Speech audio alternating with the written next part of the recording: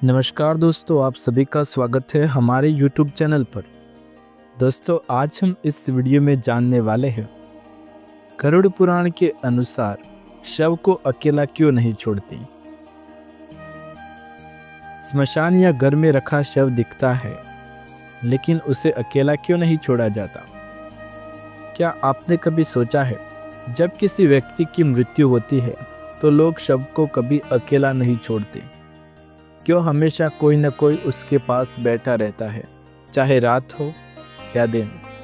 क्या यह सिर्फ एक परंपरा है या इसके पीछे कोई गहरा रहस्य छिपा है। गरुड़ पुराण में इस प्रश्न का अद्भुत उत्तर मिलता है। मृत्यु के बाद आत्मा की स्थिति। गरुड़ पुराण के अनुसार जब मनुष्य की मृत्यु होती है तो वो आत्मा तुरंत शरीर से अलग होती है। वो कुछ समय तक अपने ही शरीर के पास मंडराती रहती है। यह समय लगभग 13 दिनों तक का होता है, जिसमें आत्मा धीरे धीरे इस जगत को अलविदा कहती है।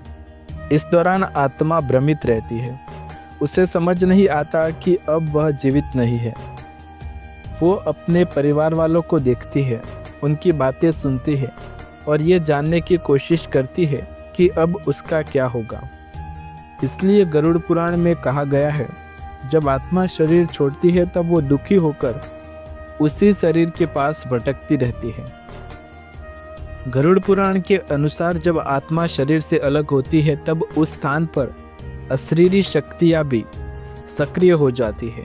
इन शक्तियों में पिशाच, भूत और प्रेतात्माएं शामिल होती है, जो नए मृत शरीर की ओर आकर्षित होती है। कहा जाता है कि जैसे ही प्राण निकलता है वह शरीर कुछ समय तक मध्य अवस्था में रहता है, न पूरी तरह जीवित न पूरी तरह निर्जीव। ऐसे में नकारात्मक ऊर्जा उस शरीर पर अधिकार करने की कोशिश भी करती है। इसलिए शास्त्रों में कहा गया है कि शव को अकेला नहीं छोड़ना चाहिए, क्योंकि उस समय आत्मा असुरक्षित होती है और उसे बुरी शक्तियों से बचाने के लिए सतत मंत्रोच्चार, दिया जलाना चाहिए और किसी का पास रहना आवश्यक माना जाता है। आत्मा का रक्षण और दीपक का महत्व। जब किसी की मृत्यु होती है तो लोग शव के पास दीपक भी जलाते हैं। क्या आपने सोचा है क्यों? गरुड़ पुराण के अनुसार यह दीपक सिर्फ रोशनी नहीं देता, यह आत्मा का मार्ग भी दिखाता है। यह आत्मा को अंधकार के प्रकाश की ले जाता है। दीपक की लौ बुरी आत्माओं और नकारात्मक शक्तियों को दूर रखती है। इसलिए कहा गया है कि शव के पास हमेशा दीपक जलता रहना चाहिए और जब तक अंतिम संस्कार न हो शरीर को अकेला नहीं छोड़ना चाहिए। अंतिम संस्कार से पहले की प्रक्रिया। गरुड़ पुराण में यह भी बताया गया है कि मृत्यु के बाद जब तक शरीर का अंतिम संस्कार नहीं होता तब तक आत्मा अपने कर्मों का लेखा जोखा देखती है। वो अपने जीवन के सभी कर्मों को याद करती है, किसका भला किया किसका बुरा किया, और उसी के अनुसार उसका यमदूतों से सामना तय होता है। यदि उस समय शव को अकेला छोड़ दिया जाए तो भटकती आत्मा को भय और पीड़ा होती है। उसे ये अनुभव होता है कि उसने सब कुछ खो दिया और कोई उसका ध्यान नहीं रख रहा। इसलिए परिवारजन शव के पास बैठकर राम नाम, विष्णु सहस्त्र नाम या गीता के श्लोक पढ़ते रहते हैं, जिससे आत्मा को शांति मिलती है। भूत प्रेत से सुरक्षा। गरुड़ पुराण के अध्याय 10 में ये उल्लेख है कि जब कोई मनुष्य मरता है तो प्रेतलोक के जीव उसकी देह के आसपास मंडराने लगते हैं। ये वह देखने आते हैं कि क्या ये नई आत्मा उनके लोक में आने वाली है। ऐसे समय में यदि शरीर अकेला छोड़ दिया जाए तो ये शक्तियाँ उस पर अधिकार कर सकती हैं। इसी कारण से शव के पास हमेशा किसी जीवित व्यक्ति का रहना आवश्यक माना जाता है।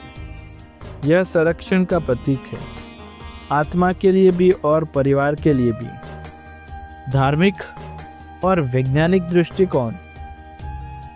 धार्मिक कारण तो आपने जान ली, पर अगर हम वैज्ञानिक दृष्टिकोण से देखें तो मृत्यु के बाद शरीर में कुछ रासायनिक परिवर्तन होते हैं, जिससे कुछ समय तक गैस और ऊष्मा यानी कि हीट, ताप निकलती रहती है। पुराने समय में लोग इसे प्राणों की उपस्थिति समझते थे और इसलिए शरीर को अकेला नहीं छोड़ा जाता था। लेकिन चाहे धार्मिक हो या वैज्ञानिक, दोनों ही दृष्टि से ये परंपरा गहरी समझ और संवेदना से जुड़ी है। गरुड़ पुराण हमें सिखाता है कि मृत्यु कोई अंत नहीं, बल्कि एक यात्रा का दूसरा पड़ाव है। जब कोई प्राणी इस संसार से विदा होता है तो उसका शरीर, उसकी आत्मा और उसका कर्म तीनों एक विशेष अवस्था में होते हैं। ऐसे समय में शव को अकेला न छोड़ना उस आत्मा के प्रति सम्मान और सुरक्षा का प्रतीक होता है।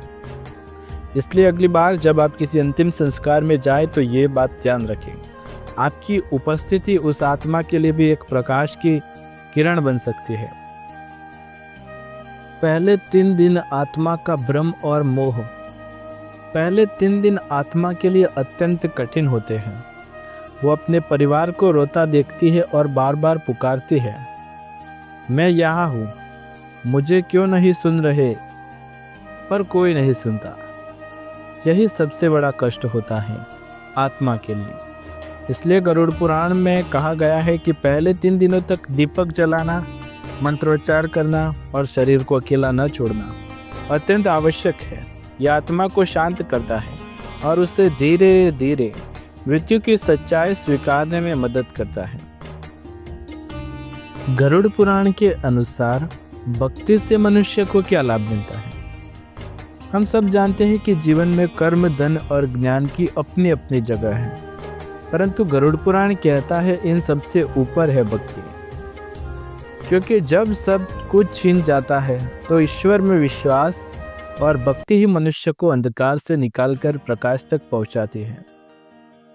गरुड़ पुराण में भगवान विष्णु स्वयं कहते हैं, जब मृत्यु का समय आता है तब धन, परिवार, शरीर कोई साथ नहीं देता, परंतु भक्ति और नाम स्मरण आत्मा के साथ यमलोक तक जाते हैं। यही कारण है कि गरुड़ पुराण में कहा गया है, जो मृत्यु के समय ईश्वर का नाम लेते हैं उसे यमराज तक नहीं छू सकते।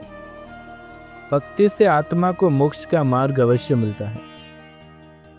गरुड़ पुराण के अनुसार मृत्यु के बाद आत्मा कई लोगों से गुजरती है, लेकिन अगर उसे जीवन में भक्ति की है तो वो यमलोक के भय से मुक्त रहती है।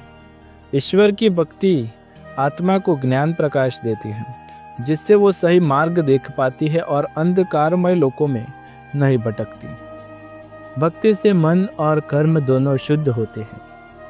गरुड़ पुराण बताता है कि भक्ति केवल पूजा पाठ नहीं है, बल्कि ये मन की निर्मलता है। जब मनुष्य का हृदय ईश्वर में लग जाता है तो उसका हर कर्म पवित्र बन जाता है।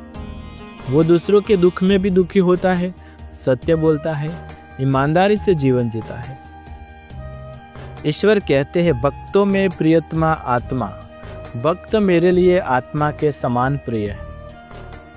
भक्ति पापों को नष्ट कर देती है। गरुड़ पुराण कहता है, मनुष्य जीवन में अनजाने में भी अनेक पाप कर बैठते हैं, कभी शब्दों से तो कभी कर्मों से, परंतु यदि ये सच्चे मन से भगवान की भक्ति करता है तो वे पाप जल की तरह बह जाते हैं। नाम स्मरणात् सर्व पाप नश्यति। ईश्वर का नाम लेने मात्र से सभी पाप नष्ट हो जाते हैं। इसी कारण मृत्यु से पहले राम नाम, विष्णु नाम या हरे गोविंद नाम लेने की परंपरा बनी। यह नाम आत्मा को मुक्त करता है और उसे मोक्ष की ओर ले जाता है। भक्ति भय मिटाती है। गरुड़ पुराण में कहा गया है कि मृत्यु के बाद आत्मा को सबसे अधिक भय होता है यमदूतों का, अंधकार का और अकेलेपन का। परंतु जो मनुष्य जीवन में ईश्वर की भक्ति करता है, उस आत्मा के चारों ओर दिव्य प्रकाश रहता है। वह भयमुक्त होकर मुस्कुराते हुए शरीर छोड़ती है। भक्त को न मृत्यु का भय होता है न परलोक का। दर्शकों, आपको हमारी ये वीडियो पसंद आए तो वीडियो को लाइक, शेयर, कमेंट करें। चैनल पर नए हैं तो चैनल को सब्सक्राइब करें।